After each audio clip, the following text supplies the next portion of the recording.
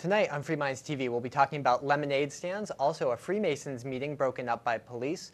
We'll be talking about a whole lot of news from inside the Beltway about budgets and polls, as well as news about wiretapping. All that and more coming up on Free Minds TV.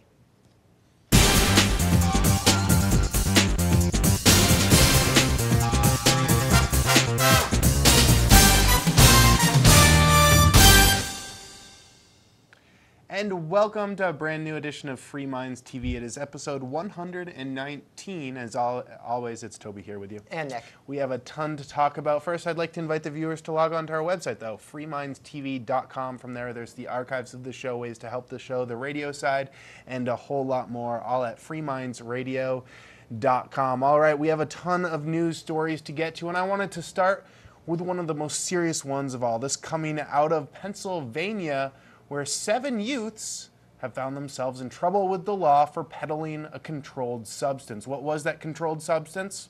Well, it was lemonade.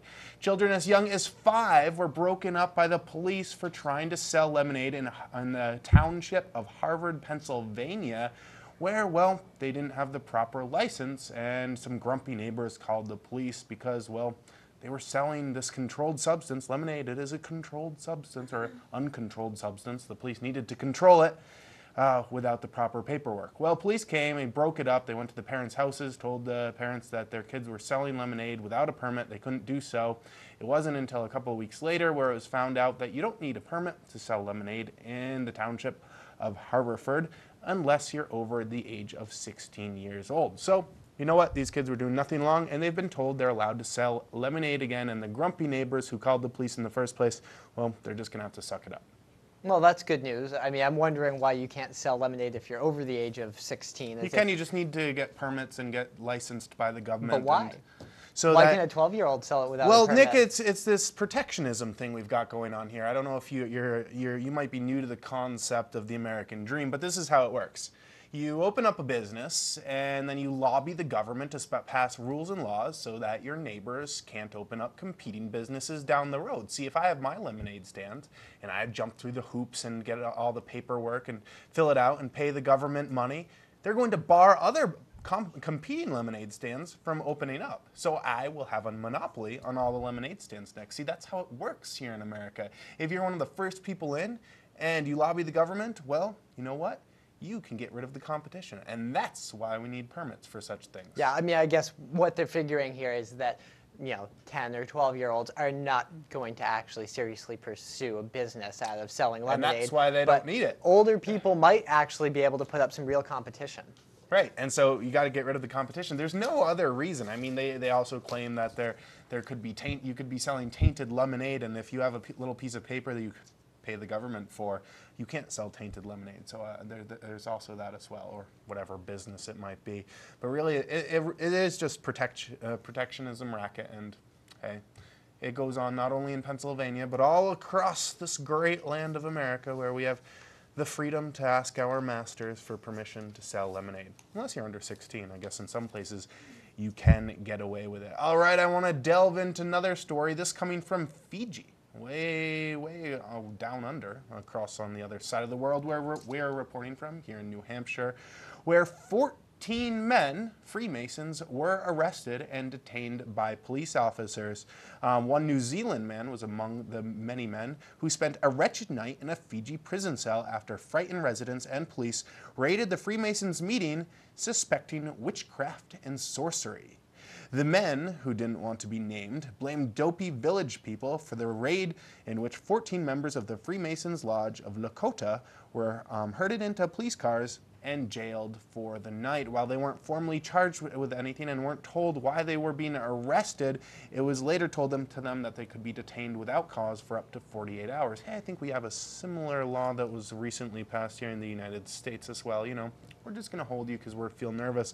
It did come out that it was just the village people and police were scared that they might be doing some kind of sorcery or witchcraft, and they did take some of the Freemasons' belongings, such as a magic wand and a skull and some other belongings of the Freemasons. As silly as it is, I mean, there are still some people in the United States who think that they're practicing magic here in the United States where they're holding their ceremonies. So, and I do want to point out, actually, the Cheshire TV studio where we're filming the show is actually in a former Masons lodge. So Yes. there's a little connection The there. Freemasons, it's like a fraternity for old men. Yeah, and then they have, Once upon a time, there's an they idea behind ruled it the too. world once upon a time, but nowadays it's just a men's club. I don't know that they've ever ruled the world. Oh, Nick, they ruled the world. I've seen the movies. But a lot of superstitious, backwards people, 100 or 200 years ago, came up with these series about them, and they've kind of stuck. Apparently, in Fiji, people are still a little bit, less educated about science, presumably,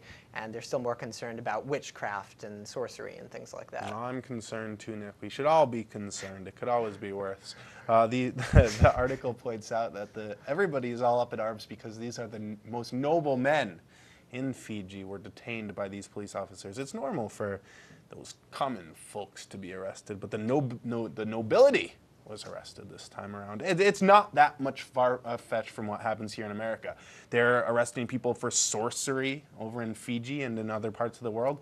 Well, we're putting people behind bars for vice crimes, which are crimes that we make up that we haven't actually hurt anyone for. People choosing to put substances into their bodies, or two people paying for consensual sex, for example. There's no victim there, yet we're throwing people in jail because of it. Is that much more far-fetched than throwing someone in jail for sorcery? I mean, yeah, it's among the same things. There's no victim. A lot of people Where's in the Fiji, crime? perhaps even a majority of people in Fiji, think that a war on sorcery is a good idea because they believe that sorcery is actually a social ill that still exists. And just like drugs are a social ill here, I mean, people there believe that that society's being hurt by sorcery, and just like that, we have our politicians and our nanny staters here thinking that the society would crumble if we ever allowed people to choose what they put into their own bodies and choose who they decide to have consensual sex with, and so on and so forth.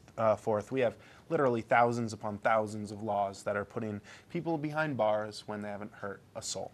Anyways, we do have to move on.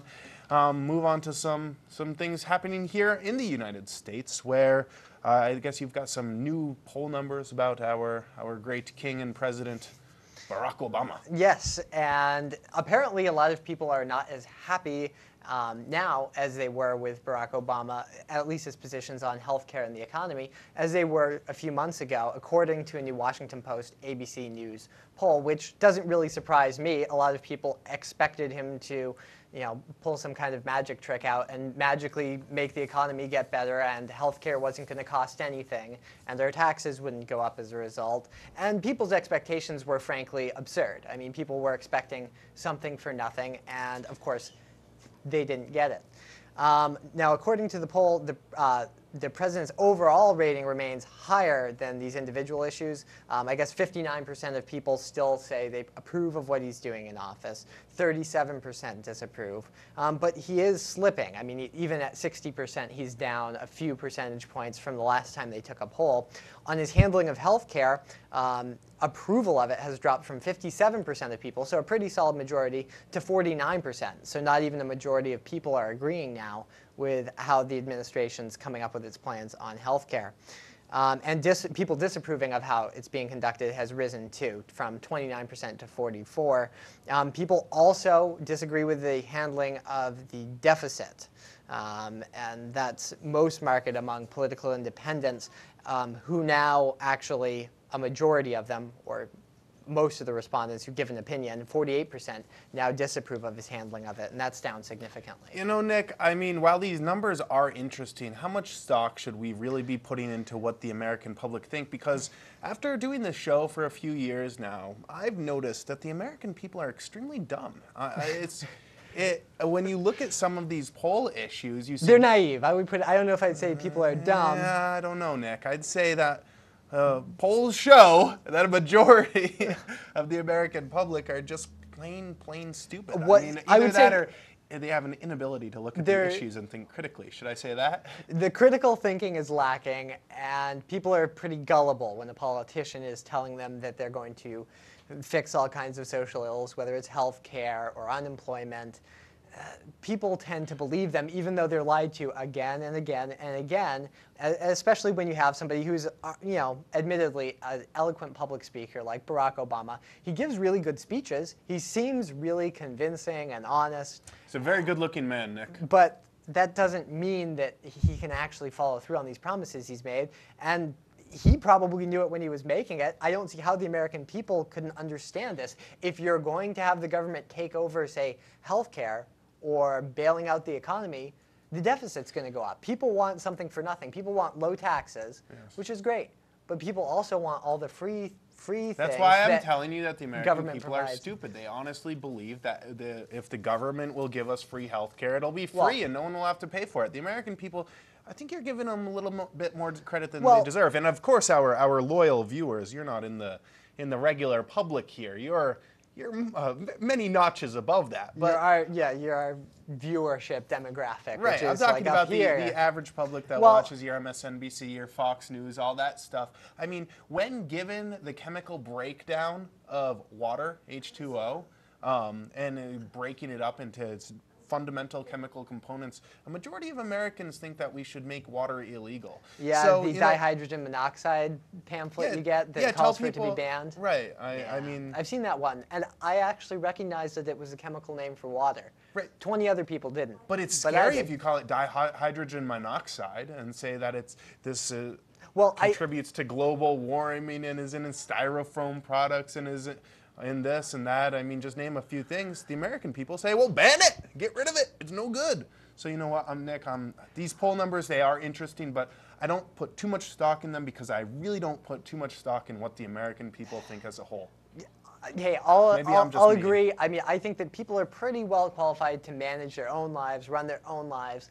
But we have a system now where the government's not really limited. People think that they can have an opinion about how any business should be run, how other people's lives should be run, and they're not qualified to make those decisions. And quite frankly, the experts and the policymakers in government aren't either. But they use, basically they feed the American people propaganda or very selective information, and they create the poll numbers that say, you make people scared about whatever you want.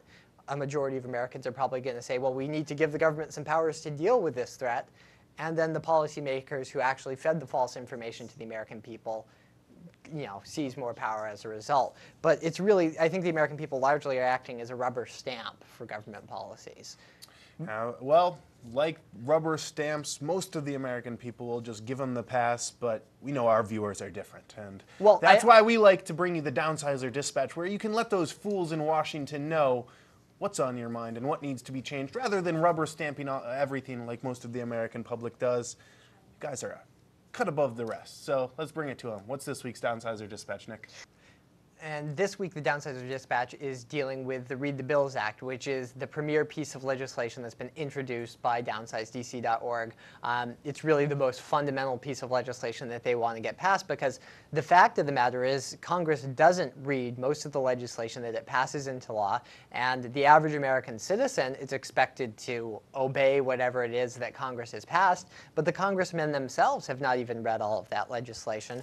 And what the Read the Bills Act would require them to do is either actually sign an affidavit saying they had read the bill, or listen to the clerk read the bill to a quorum of the Congress, which is 50% of the members plus one. It constitutes a quorum under the Constitution.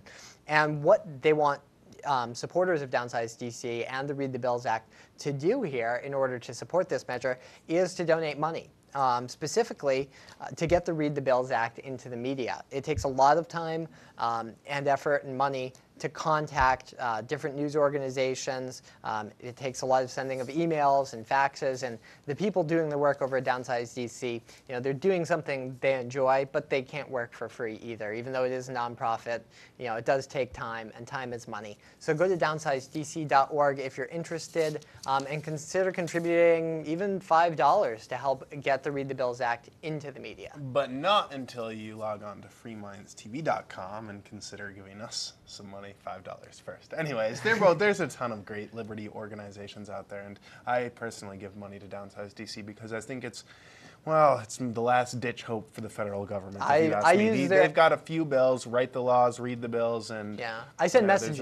I haven't given money. Right, but I mean, Other than that, I'm completely done with the federal government. If read the bills can't get through, and it looks like they've been having some trouble because the congressmen actually see, I would actually have to read these bills, which means you couldn't pass bills that are 3,000, 4,000, 5,000 pages long. You would have to give it to the public to read over beforehand. You wouldn't be able to be putting all these different things into one bill that don't belong there. They would be simple bills that the American people could read. Congressmen don't like that, and their lobbyists really don't like it too. So if this gets through, maybe something could happen on the federal level, but until then, I've given up, Nick. I'm I don't blame you. But I've given up. It's a very broken system. I mean, it's not even we're told that we have representatives in Washington. They're not even reading this legislation before they vote on it.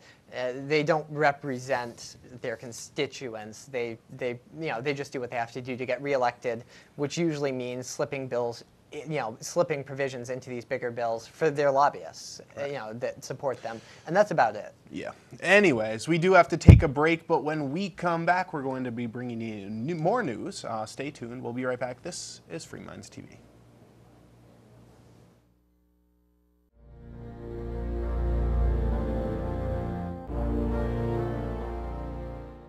Dave Ridley here from RidleyReport.com. Just wanted to urge Monadnock area viewers, please take Free Minds TV in moderation. You don't want your head to get loose and go floating around.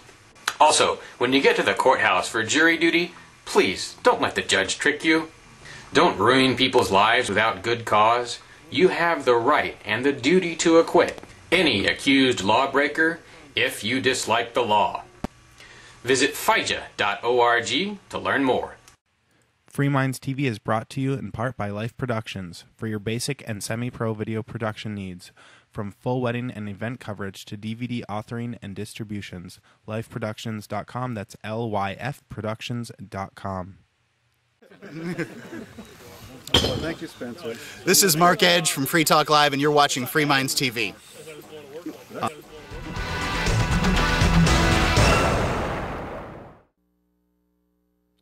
Welcome back to Free Minds TV. It's Toby here with you. And Nick. And we are eventually going to get a set. Remember months and months back where we talked about building a set and we raised money and people actually gave us money to build a set and we bought the materials and reported that we were actually making it. We really did buy materials. And then nothing happened. And we actually really did start making it. Sam Dodson from the Obscured Truth Network, or Sam I Am, he was arrested. We reported on his case and he is now out of jail. And we're back to building again. So we actually went out last Saturday and built for a few hours, about 5 hours with Sam. We plan to do the same thing this Saturday. If you want to get a sneak peek of that and some behind the show secrets about when that will be completed and what it's going to look like, log on to freemindstv.com and join the member section. Only $3 a month or $30 a year. Really helps out the show, plus you get tons in return, like watching us build our set and a whole bunch more. Anyways, we do have to move on. We've got some more stories to get to. This first one, let's see, this is coming out of Maryland, where they are looking into implementing some wiretapping procedures into city buses and other transit lines. They already have video surveillance going on the buses and trains and other public transportation stuff. But now they're thinking about putting some microphones on so that they can not only see people, but hear them as well. The snag they're running into is that Maryland has a wiretapping law that says that you have to have the consent of the people to record them in an audio level. You can videotape them, but you have to have their consent in order to simply record what they're saying. Yeah, we have a similar law here in New Hampshire, which unfortunately can constrain your freedom to videotape people, because if somebody doesn't give their consent, you can basically someone can come after you for wiretapping. If you're filming them and the audio is enabled on your camera, then you're wiretapping them, which is overly broad and it's really used to suppress free speech. But in this case, it sounds like the law in Maryland is actually being applied to constrain the government. Right, and I think that's what it may have been intended once upon a time here in New Hampshire, but who knows? Well, there's a difference between wiretapping and filming somebody. Right, frankly. You know, I'm actually a little bit torn on stories like this, because I think that it's a great thing to have cameras around if they're protecting the people from the government, which we're seeing more and more often with police officers, for example, abusing their power, doing things that they wouldn't do if they didn't know cameras are there, and then cameras coming to the aid of the person who's victimized by police officers. Now, if the police officers are in charge of those cameras, are in charge of those audio devices, you get a completely different story. But depending, these things can be very helpful. Say, if you're nervous about what the police are doing, cameras can be helpful. The problem is, who's watching the watchers? The police oftentimes, we've reported many times where they delete the videotape or delete the audio recording that's going to be incriminating the police officers. So it can have its benefits. I'd trust it more in the hands of a business or an individual than I would the government, though. So we'll see what comes of it. Yeah, I mean, the idea of wiretapping to me is that somebody hasn't given informed consent. And to me, if they're on camera and they haven't walked away from the area and they can see the person holding the video camera, they've given their consent. I mean, I haven't explicitly said that anybody can audio record me today. What do you think? But I know that I'm being audio recorded. Do you think that the police should have cameras and microphones on the city bus, on the train, on the subway? No. But it belongs to the city. If they were a business, would you think the business should? Say Walmart owned it. Yeah, I would.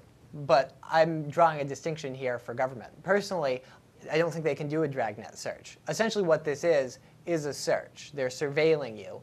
And they need to show probable cause before they can surveil you. But that's what Walmart's doing when they put up their videos. I mean, that's what Walmart does, though. Walmart puts up cameras. Sure it is. They're on private surveilling their property. people. Okay.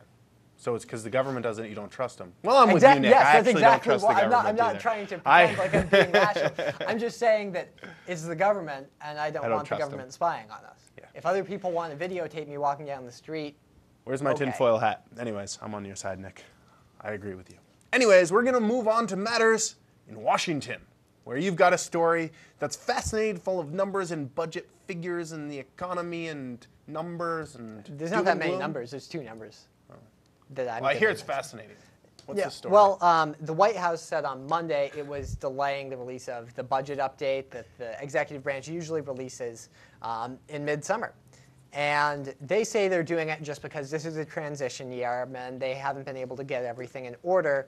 Of course, a lot of people think that's a stalling tactic, and it probably is because it's a record deficit this year, and next year will probably be worse. So they're going to try to hold off on releasing these figures until after they get some of their policy measures passed. The deficit could hit $1.84 trillion for this fiscal year based on the $3.5 trillion budget. That's almost two. It's almost $2 trillion. Almost 2 in the hole? Yeah, almost $2 trillion this year. Now that's not only because of their spending, that's because of our economy shrinking and nosediving. Mostly so it's because of spending. as much. So they're not getting as much. They're not getting as much out of tax revenues. They're not taking as much in, and they're spending much more. Yeah, but I mean, whether it's a household or a state government, when their revenue base shrinks, whether you lose a job or they just can't get as much in taxes, they don't have a printing press, and usually they're required by law or common sense to cut the amount of money they're spending. I mean, if somebody in your family loses a job, you're going to have to stop spending as much money.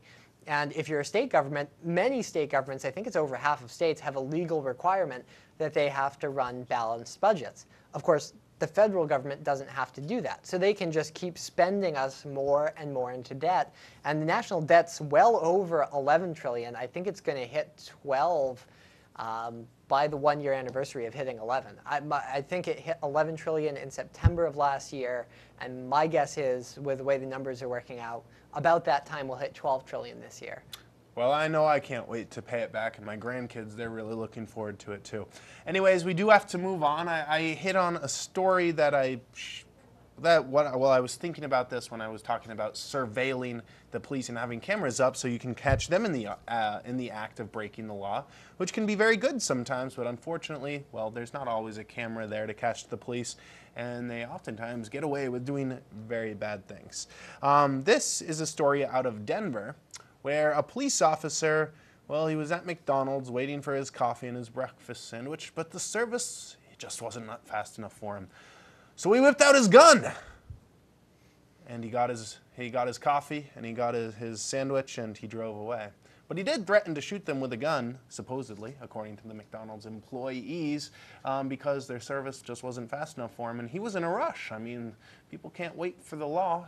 I mean, what would have happened if he if he had to wait another couple minutes. So he decided to take out his gun and wave it around, allegedly take out his gun and wave it around and threaten people if he didn't get his coffee fast enough. Right now he is on paid leave. Well, He's on vacation. He is on vacation. He's been punished with a vacation. Paid leave until they figure out the investigation, where he could be put on unpaid leave for an unspecified amount That's of time. it? Well, How about going to jail? well, Nick, they didn't make his coffee fast enough. Yeah, I'm pretty sure if I pulled up to the drive-through line at McDonald's and pulled out my pistol, and threatened the servers, I have a feeling I'd be going to jail, and people would be cheering as I went. You're not a police officer, Nick. Yeah, That's what you're forgetting. He needs his coffee. He's got to go arrest drug dealers. He's got to go arrest prostitutes. He's got important business to take care of. Yeah. Can't be slowed up in McDonald's line. Maybe you can't guess- pull out a gun, but yeah. he has the right to. I guess I'm He's just got a not that badge. busy. Anyways, That's a good point, Toby. it would be nice if there was video of this, because I think it would be humorous to watch. Yeah, I mean, Sad. this kind of thing does happen all across. YouTube gold, Nick. YouTube gold. It happens all across the But country. there's not cameras everywhere. Yeah, and although some cities do have worse reputations, some police departments have worse reputations, the Denver PD has a very bad reputation for beating people and shooting people and threatening people who they're not supposed to. LAPD does too, but it happens all across the United States, and there are bad people in police forces everywhere. It's more noticeable in a place like Denver, where they figured out that they're not going to be held to account, so why bother trying to act civil or like a sane human being? Well, I think they honestly believe that they are better than the rest of us. Not all police officers, but there's a lot of them out there that they get this mentality where they are honestly better people than us. And so they don't need to follow the same rules and laws that they expect us to follow because, well, they are a step above us, Nick. So what are you going to do? Rein them in. It's difficult to do. I mean, Well, the worst that court happens is he system's gets in a no hurry to vacation. do This it. guy will get a vacation. Right He now he's might on a lose paid a little- vacation, and Yeah. he might have an unpaid vacation too. Well, must suck to be him.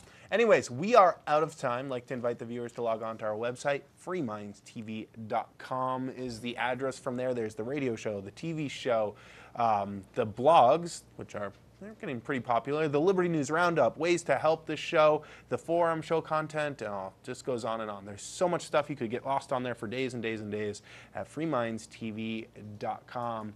Until then, it has been Toby here with you. And Nick? Have a great night. Tune in live this Sunday from 3 to 5 p.m. Eastern Standard Time for Free Minds Radio.